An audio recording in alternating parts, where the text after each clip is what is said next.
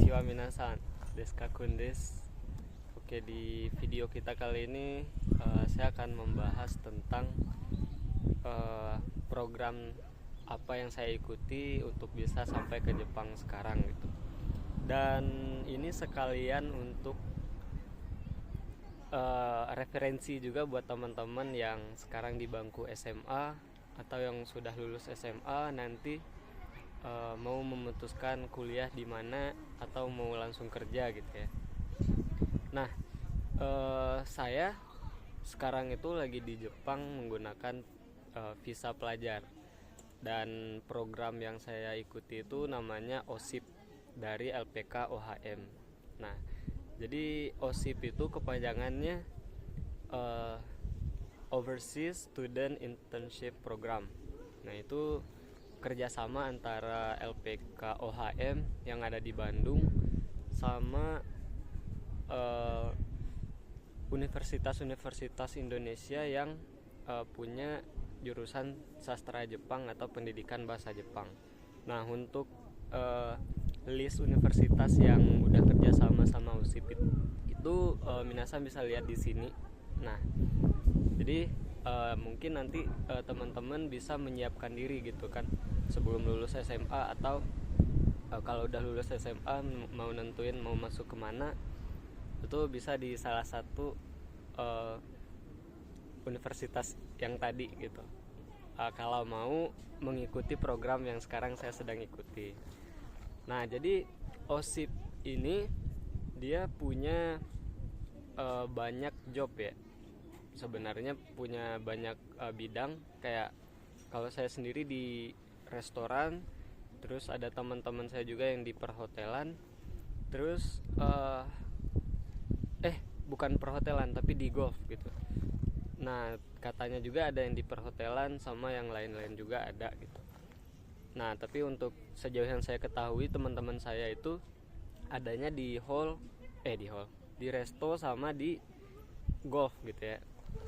Nah, selanjutnya untuk jangka waktu di Jepangnya itu adalah ada yang 1 tahun, ada yang 6 bulan gitu. Itu tergantung sama wawancara yang minasan ikuti gitu. Kurang lebihnya seperti itu. Nah, selanjutnya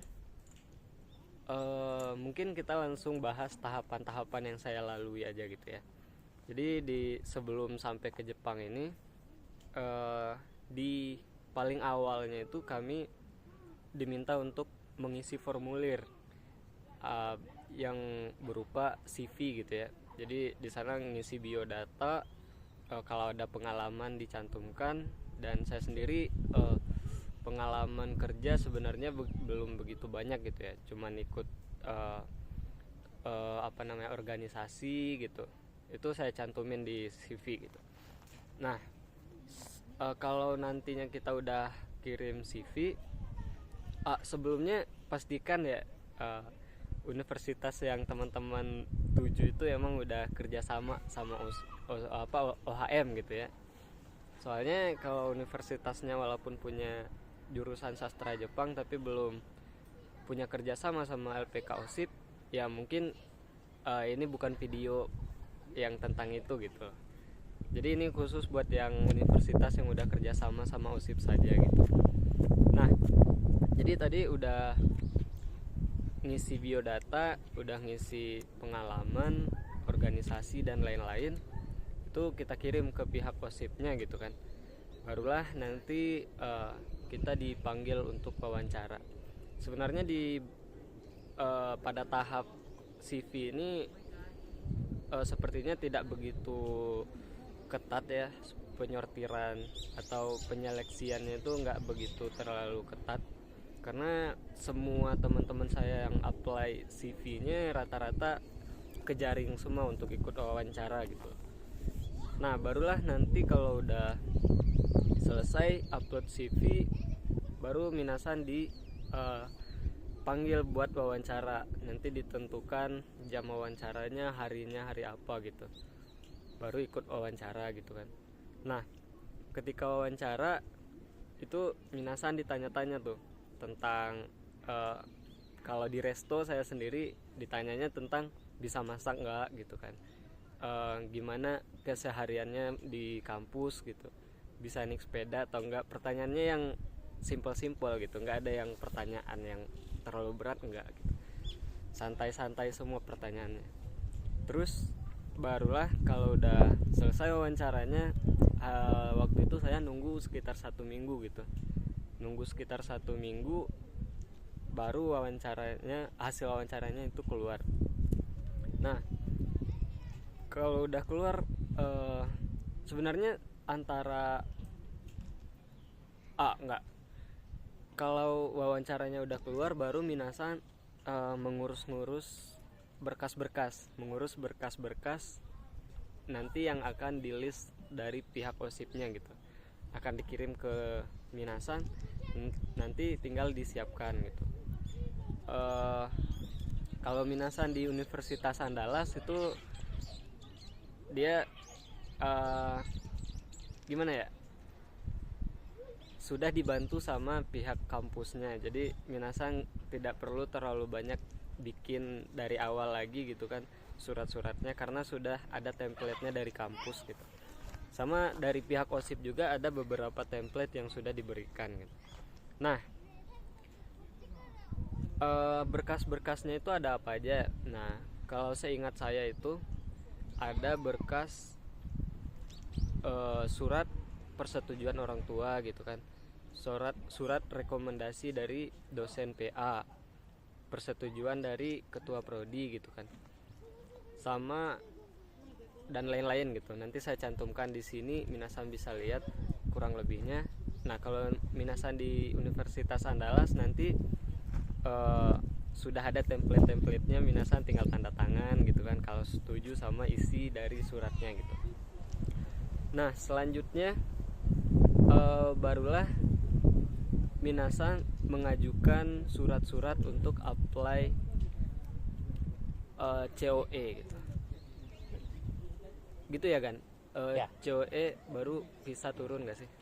Visa dulu baru COE. Visa dulu baru COE atau COE dulu baru visa? COE dulu turun, habis itu digas bikin visa baru. Nah jadi nunggu COE itu selama 3 bulan minasan. Jadi selama menunggu COE turun itu saya dan teman-teman itu sambil menyiapkan paspor gitu ya, biar nanti nggak keteteran. Jadi sebelum COE turun sebaiknya udah ada paspor, karena nanti kalau udah ada paspor, udah ada COE, baru minasan bisa apply buat bikin visa gitu. Sebelum bikin visa nanti akan turun COE gitu kan, baru ada tiket. Nah baru minasan bisa apply buat bikin visa ya. Maaf, jadi syarat bikin visa itu ada tiket pesawat, paspor, sama berkas-berkas pendukung yang lain gitu. Misalnya dari kampus ada surat yang menyatakan minasan ini akan internship selama setahun atau 6 bulan di Jepang gitu, penempatannya di sini di sana gitu. Pokoknya kurang lebihnya seperti itu. Nah barulah minasan tinggal menunggu jadwal keberangkatannya gitu. Oke. Nah selanjutnya apa lagi yang perlu kita bahas gitu terkait program ini?